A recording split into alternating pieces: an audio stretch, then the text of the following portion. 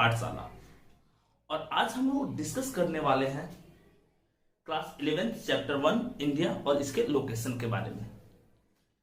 इसके बारे में ब्रीफ डिस्क्रिप्शन क्लास 9 चैप्टर 1 में दिया गया है। इस चैप्टर में हम लोग इंडिया का लोकेशन वर्ल्ड वाइड जानेंगे, उसके बाद स्टेट वाइज जानेंगे कौन सी स्टेट की क्या इंपॉर्टेंस रोल रहा है, उसके साथ साथ कौन कौन सी नेचुरल बाउंड्री है, फिजिकल फीचर्स है, इसके बारे में सारा डिटेल आज हम लोग आज की क्लास में मैप के थ्रू समझेंगे। ठीक है, इस चैप्टर को हम लोग दो पार्ट में कवर करेंगे और दो पार्ट में इस तरह से कवर करेंगे कि इंडिया इट्स लोकेशन से रिलेटेड किसी भी एग्जाम में, चाहे आपका 11th क्लास का एग्जाम हो, 9th क्लास का एग्जाम हो या कोई कंपटीशन का एग्जाम हो, कोई क्वेश्चन आपका छूटे ना। ठीक है, ये आपके पास इंडिया का मैप है। ठीक है, इंडिया के मैप में सबसे पहले हम लोग डिस्कस करना चाहेंगे कि अगर वर्ल्ड मैप आपके पास रहे तो उस वर्ल्ड मैप के थ्रू आप इंडिया को किस पार्ट में लोकेट करना चाहेंगे। और हम वर्ल्ड मैप की बात करते हैं या हम अगर एक ग्लोब की बात करते हैं और इंडिया की लोकेशन की बात करते हैं, तो ग्लोब को अगर 2 पार्ट में सेपरेट करते हैं, नॉर्दर्न हेमिस्फीयर और साउदर्न हेमिस्फीयर, तो इस बेस पे हम 2 पार्ट में सेपरेट करेंगे। ठीक है, एक हो गया आपका अपर पार्ट जो है वो नॉर्दर्न हेमिस्फीयर और जो लोअर पार्ट है वो आपका है साउदर्न हेमिस्फीयर। अब सबसे इंपॉर्टेंट पॉइंट है कि इंडिया ग्लोब के नॉर्दर्न हेमिस्फीयर में पड़ता है, क्योंकि साउदर्न हेमिस्फीयर टोटली वाटर है। फिर अगर हम प्राइम मेरिडियन के बेस पे क्लासिफाइड करना चाहेंगे तो ईस्टर्न हेमिस्फीयर और वेस्टर्न हेमिस्फीयर, तो प्राइम मेरिडियन के बेस पे इंडिया जो है वो आपके ईस्टर्न हेमिस्फीयर में पड़ता है। अगर हम इसका रियल लोकेशन को डिस्कस करना चाहेंगे तो इंडिया का रियल लोकेशन हुआ नॉर्थ ईस्टर्न हेमिस्फीयर। अगर सपोज कीजिए अर्थ है तो इसको 4 पार्ट में इक्वल किए तो ये आपका क्या हो गया, नॉर्दर्न हेमिस्फीयर। ये क्या हुआ, साउदर्न हेमिस्फीयर। इसको कौन डिवाइड करे तो इक्वेटर कर रहा है। उस तरह से प्राइम मेरिडियन के वेस्टवर्ड और प्राइम मेरिडियन के ईस्टवर्ड इंडिया यहाँ पे लाइज करता है। तो कंप्लीट लोकेशन जो हुआ वर्ल्ड मैप के थ्रू इंडिया का, वो है आपका north eastern hemisphere. Second point, ये तो आपका लोकेशन हो गया। लैटिट्यूडनल वैल्यू भी जानेंगे, लॉन्गिट्यूडनल वैल्यू भी जानेंगे हम लोग इसमें। इंडिया एक सब कॉन्टिनेंट है। सब कॉन्टिनेंट किसको कहा जाता है, एक इंपॉर्टेंट टर्म है कि सब कॉन्टिनेंट किसको कहा जाता है। सब कॉन्टिनेंट का मतलब होता है कि अगर सपोज करो कि कोई कंट्री है और वो किसी कॉन्टिनेंट से किसी फिजिकल बाउंड्री के थ्रू सेपरेट हो रहा है तो हम उसको सब कॉन्टिनेंट कहते हैं। जैसे आपका इंडिया रहा, इंडिया जो है क्या देख लीजिए सुलेमान हिल्स है। ठीक है, हिंदुकुश माउंटेन और सुलेमान हिल्स इसको नॉर्थ वेस्ट साइड से प्रोटेक्ट कर देता है। और नॉर्थ से टोटली हम लोग नॉर्थ से अगर इस तरफ जाएंगे तो देखेंगे कि हिमालयन माउंटेन जो वो प्रोटेक्ट करता है। उसके बाद अगर हम इसके पेनिसुलर रीजन में जाते हैं तो क्या है, इसके वेस्ट वार्ड में अरेबियन सी है, इसके ईस्ट साइड में बे ऑफ बंगाल है और इसके साउथ साइड में आपका इंडियन ओशियन है। तो इस तरह से इधर वाटर बाउंड्रीज और अपर रीजन में माउंटेन दोनों मिलकर के सेपरेट करते हैं इंडिया को। So India is known as subcontinent, क्योंकि ये एशिया का पार्ट है। ठीक है, इसके साथ हम लोग और कुछ पॉइंट्स को डिस्कस करना चाहेंगे। इंडिया तो एक सब कॉन्टिनेंट हो गया। इस सब कॉन्टिनेंट के साथ साथ और क्या है, इंडिया का लैटिट्यूडनल वैल्यू कितना है और उसके साथ साथ इंडिया का लॉन्गिट्यूडनल वैल्यू कितना है। ठीक है, या देख लीजिए, इसके अगर हम साउथ की बात करते हैं तो इंडिया का सबसे साउदर्न मोस्ट पॉइंट है वो है आपका कन्याकुमारी। ठीक है, और इंडिया का जो सबसे नॉर्दर्न पॉइंट है वो है इंदिरा कॉल। माइंड में रखिएगा, इसको आप नोट भी कर सकते हैं, इसका पीडीएफ भी आपको प्रोवाइड कर दिया जाएगा। ठीक है, तो हम लोग डिस्कस किए हुए इसके साउदर्न पॉइंट, इसके नॉर्दर्न पॉइंट।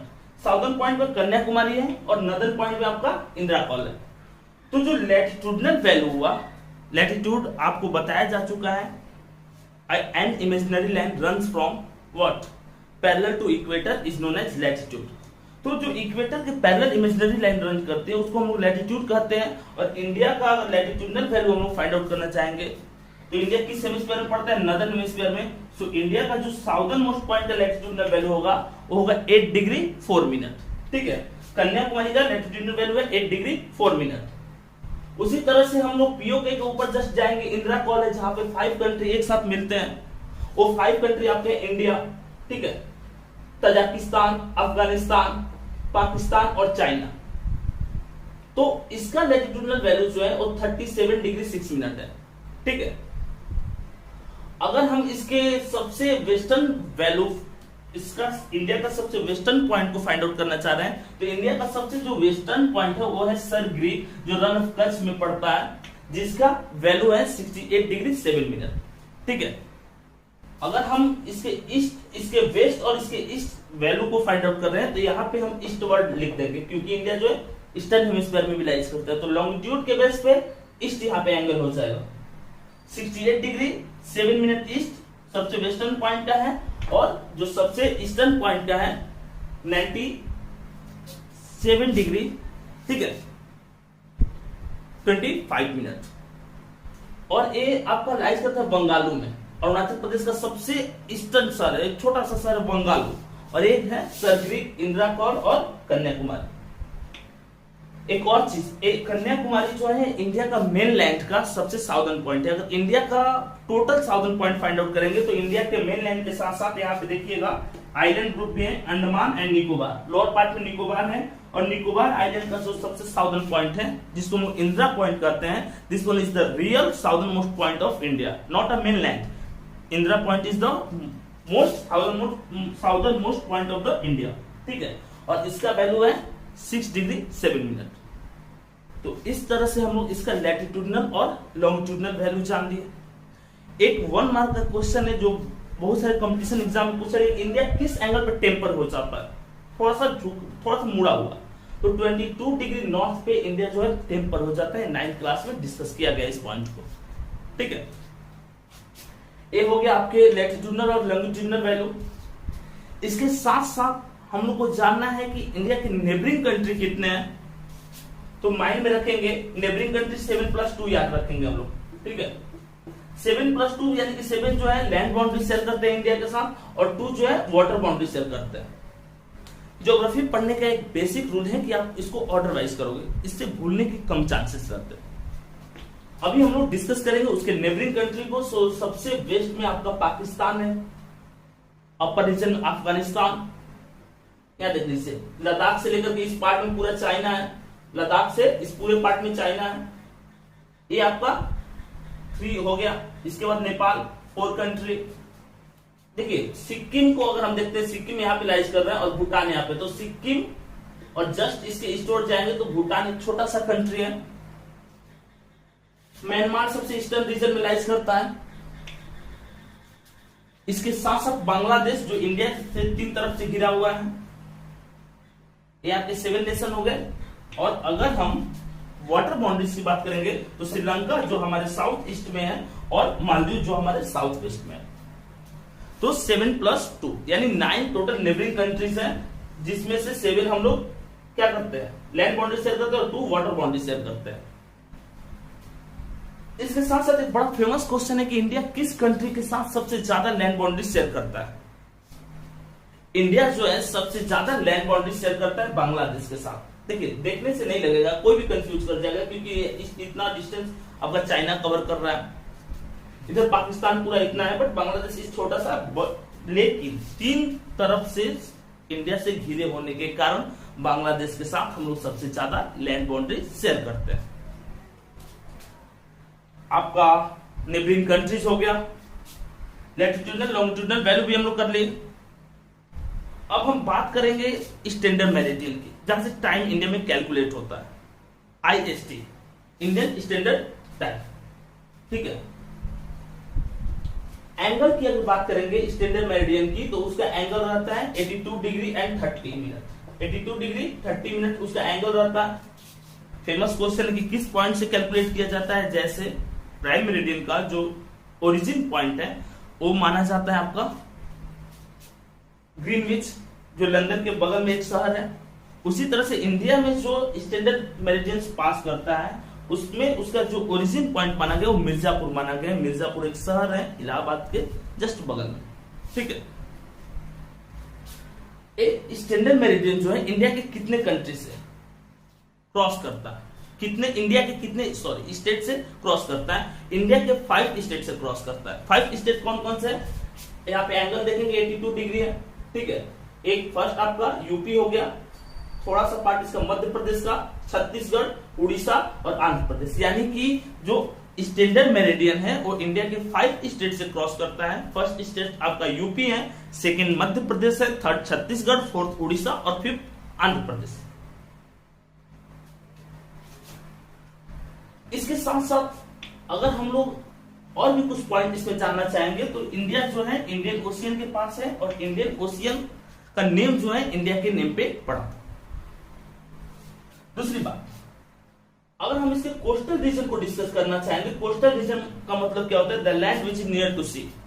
ऐसा लैंड जो सी के नजदीक रहता है उसको हम लोग कोस्टल रीजन कहते हैं। तो कोस्टल रीजन की बात करते हैं तो कोस्टल रीजन को 2 पार्ट में किया गया है, ठीक है, 6100, ठीक है, और इसके बाद 1416 किलोमीटर, ठीक है। 6100 जो है वो गुजरात से लेकर के आपके वेस्ट बंगाल तक, गुजरात से वेस्ट बंगाल तक 6100 किलोमीटर आपका लैंड बाउंड्री है, मतलब कोस्टल रीजन को हम लोग टच करते हैं। इसके साथ साथ जो ये 1416 किलोमीटर आपको लिखा गया है, 1416 किलोमीटर, ये आपके आइलैंड का जो कोस्टल रीजन है इन दोनों को इंक्लूड करके लिखा गया। आइलैंड का coastal region Lakshadweep in western side and Andaman and Nicobari eastern side, तो इन दोनों को कैलकुलेट कर देते हैं तो टोटल जो हमारा कोस्टल रीजन हो जाता है, ठीक है, 7516.6 किलोमीटर है। एक बहुत ही फेमस क्वेश्चन, बहुत सारे एग्जाम में आया हुआ है, इसको माइंड में आप रखोगे, 7516.6 किलोमीटर ये आपका टोटल कोस्टल रीजन है। एक क्वेश्चन जैसे हम लोग अभी देखे थे कि इंडिया सबसे ज्यादा लैंड बाउंड्री किसके साथ शेयर करता है? इंडिया जो है सबसे ज्यादा लैंड बाउंड्री अपने नेबरिंग कंट्री बांग्लादेश के साथ शेयर करता है। सेम उसी तरह से इंडिया में किस स्टेट के पास सबसे ज्यादा कोस्टल रीजन है? इंडिया में किस स्टेट के पास सबसे ज्यादा कोस्टल रीजन है? इंडिया में सबसे ज्यादा कोस्टल रीजन गुजरात के पास है। देखिए, देखने से नहीं लगेगा बट यहाँ पे ये बहुत ज्यादा एक्सटेंड होता है, ठीक है। तो गुजरात सबसे ज्यादा कोस्टल रीजन है, उसके बाद आंध्र प्रदेश के पास सेकंड सबसे ज्यादा कोस्टल रीजन है। जैसे हम लोग प्राइम मेरिडियन की बात किए थे उसी तरह से इंपॉर्टेंट लैटिट्यूड भी इंडिया से क्रॉस करता है। इंपॉर्टेंट लैटिट्यूड कौन सा है जो इंडिया से क्रॉस करता है? वो इंपॉर्टेंट लैटिट्यूड है आपका tropic of cancer. Tropic of cancer जिसका एंगल होता है 23 degree and half, 23 degree half. क्या होता है, किसका एंगल होता है? ट्रॉपिक ऑफ कैंसर का। अब देखोगे यहाँ पे ट्रॉपिक ऑफ कैंसर है, तो ट्रॉपिक ऑफ कैंसर को भी लर्न करने का एक पैटर्न होता है कि किस तरह से आप इसको लर्न कर सकते हो।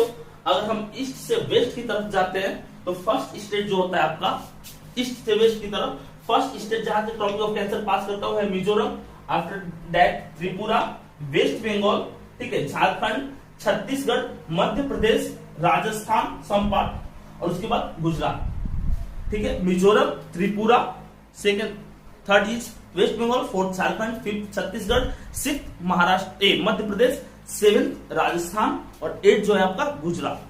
तो ये आपका इंपॉर्टेंट लाइन ऑफ लैटिट्यूड है, ट्रॉपिक ऑफ कैंसर है। इंडिया की जोन की अगर बात करेंगे तो इंडिया का जो ट्रॉपिक ऑफ कैंसर से साउथ साइड में लाइज करने वाला पार्ट जो है वो आपका टॉरिड जोन है, यहाँ गर्मी ज्यादा रहती है। और अगर हम south side tropic of cancer से नॉर्थ साइड में बात करेंगे तो ये आपका टेम्परेट जोन है, यहाँ पे गर्मी और सर्दी दोनों का मिक्स रहता है, बहुत ज्यादा एक्सेसिव टेम्परेचर नहीं होता है, कुछ एक्सेप्शंस को छोड़ करके। तो आज के क्लास में हम लोग फर्स्ट पार्ट में इंडिया और इसके लोकेशन के कुछ इंपॉर्टेंट पॉइंट्स को किया है। सेकंड पार्ट में जो इसका रिमेनिंग पॉइंट है और भी ज्यादा कुछ इंपॉर्टेंट पॉइंट्स लेकर के आपके लिए आएंगे। इसके साथ 6 से 12 तक के एसएसटी के लिए आप हमारे चैनल को लाइक करें, सब्सक्राइब करें और ज्यादा से ज्यादा शेयर करें।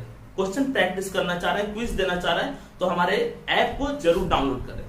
या किसी तरह के डिस्कशन की अगर आप किसी भी तरह किसी पॉइंट पे अगर आप डिस्कशन करना चाहते हैं तो 24/7 हम लोग अवेलेबल रहते हैं टेलीग्राम ग्रुप पे। आप टेलीग्राम पे किसी भी तरह का क्वेश्चन पूछ सकते हैं हमसे, टेलीग्राम का लिंक भी दिया हुआ है। चलिए मिलते हैं नेक्स्ट वीडियो के साथ।